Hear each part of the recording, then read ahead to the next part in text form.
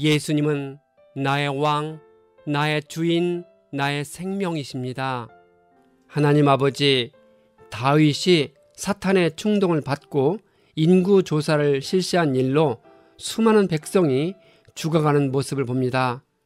지도자의 교만과 거만한 행동이 백성에게 얼마나 큰 불행을 가져오는지 깨달았습니다. 다윗이 자신의 죄를 회개하고 하나님께 번제와 화목제를 드린 후 재앙이 그치는 모습을 보며 배울 수 있도록 인도해 주옵소서. 예수님의 이름으로 기도합니다. 아멘. 오늘 읽을 말씀은 역대상 21장과 22장입니다. 이 말씀의 핵심은 첫째, 다윗은 사탄의 충동을 받고 인구 조사를 실시하는 잘못을 저질렀습니다.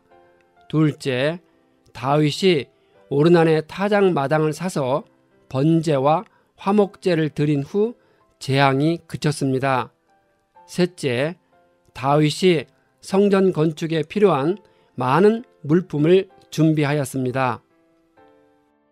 21장, 사탄이 이스라엘을 치려고 일어나서 다윗을 부추겨 이스라엘의 인구조사를 하게 하였습니다.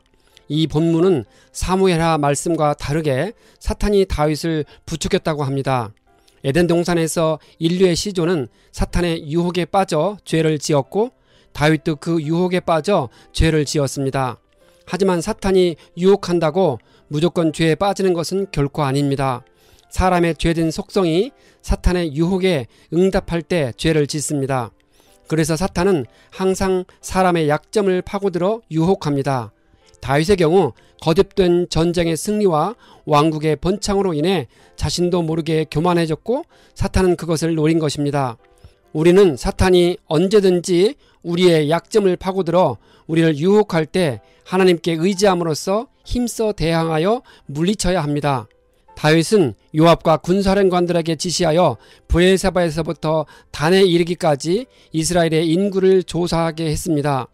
요압은 이스라엘 백성이 모두 왕의 종들인데 왜 인구조사를 명령하는지 묻습니다. 어찌하여 왕이 이스라엘을 벌받게 하려는지 물었습니다.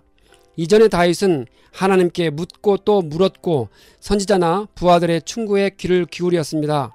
다윗은 왕국이 번창하고 권세가 커지자 교만해져서 귀를 닫았습니다.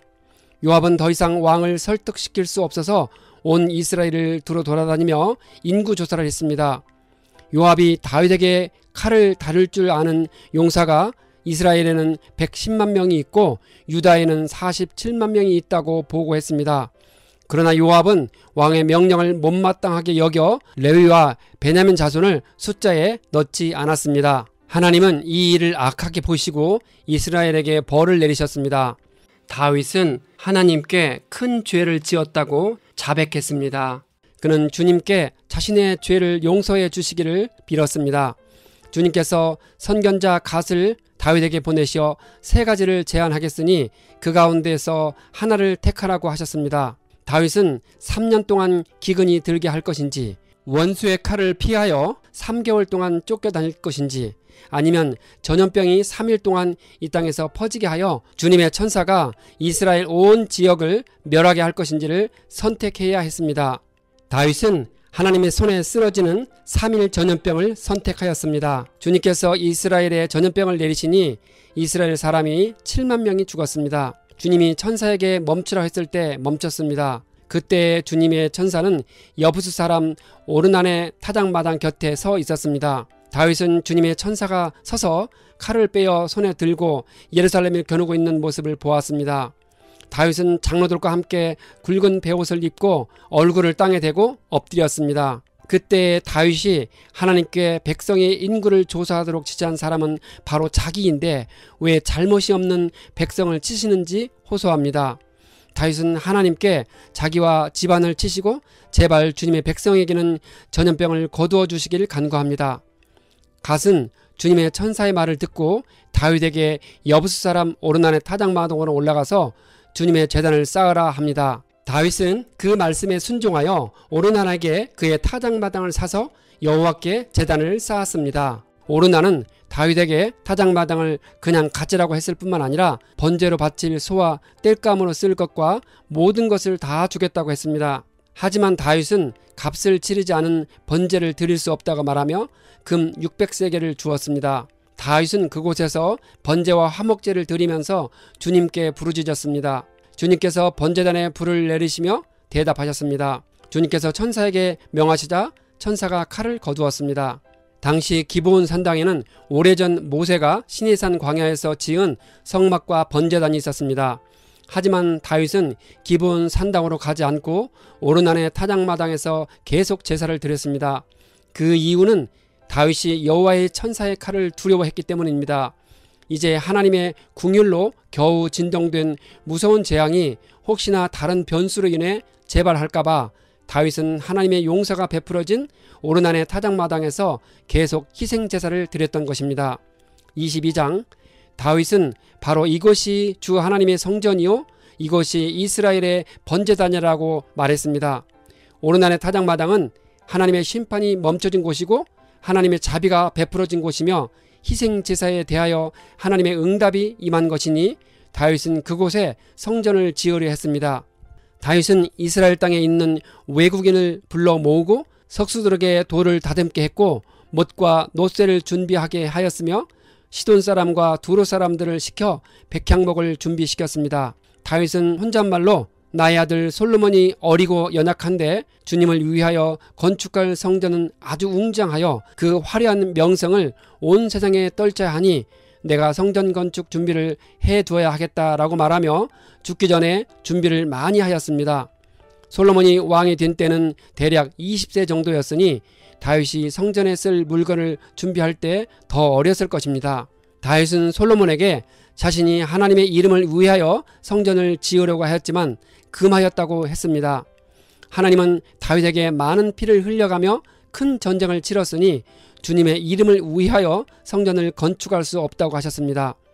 성전 건축을 하는 과정에서 중요한 것은 다윗의 순종이 우선이 아니라 하나님이 정해주시는 시기라는 것입니다. 하나님은 성전이 상징하듯 평화와 안정의 시기에 그곳이 건축되기를 원하셨습니다.